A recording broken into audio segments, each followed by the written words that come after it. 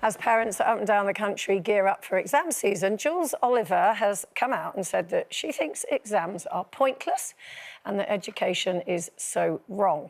She added, of course, she's not talking about education generally, she just means the way that they do it. She added that the stress of school is so unnecessary. It's great if you're academically gifted, but if not, it's a hard slog. So is she right? Our exams and the stress that they kind of bring upon kids, is it pointless? I think it is. I think unless your child, you know, knows exactly what they want to do, which I don't think the majority do at a certain age. I mean, Kira was getting asked at 13 what she wanted to do when she left school. And she was like, Mum, I don't even know what I want for dinner tonight. And the stress of even being asked that, because they needed answers.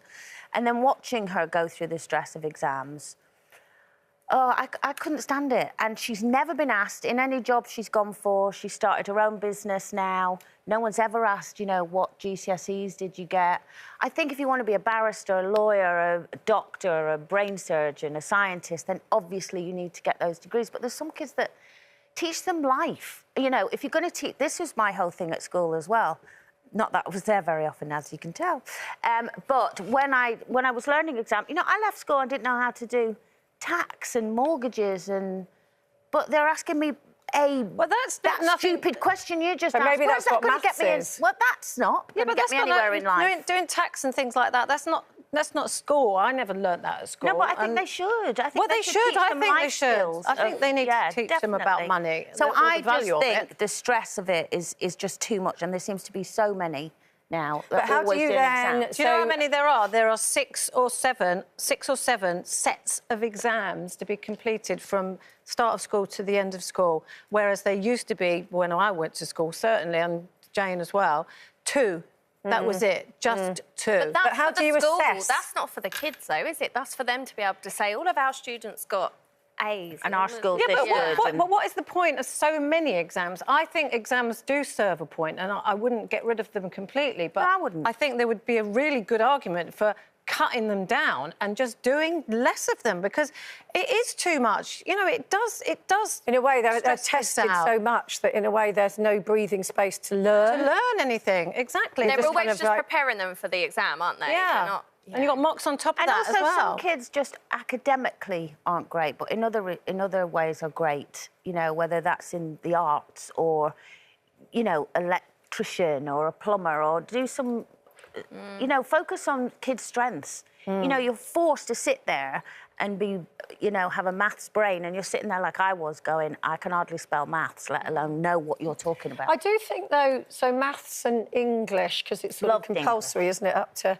But I think there's a value for that, because even though I wouldn't particularly say I was that good at maths at school, I do still find in day-to-day when I'm totting something up in my head, I think a basic grasp of maths is quite handy in day-to-day life. Mental arithmetic is exactly what we used to do at school. But some of it is stupid. Yeah. A lot of it is pointless, but it's about discipline and learning, isn't it? And actually, even learning something you're not particularly interested in. But what I worry about as well is not just all of those exams, but the obsession with all kids going to university for whatever stupid reason. I don't know. I don't know. Maybe to keep them off the unemployment queue. I don't know. But a lot of kids want to go as well. I've heard a lot of the kids say, like, a lot of Kira's friends or the boys' friends when they were going, and I'd say, oh, what, are you going to study in university? And they were going for the university experience. Well, I know, but it's a costly one now. Yourself in debt.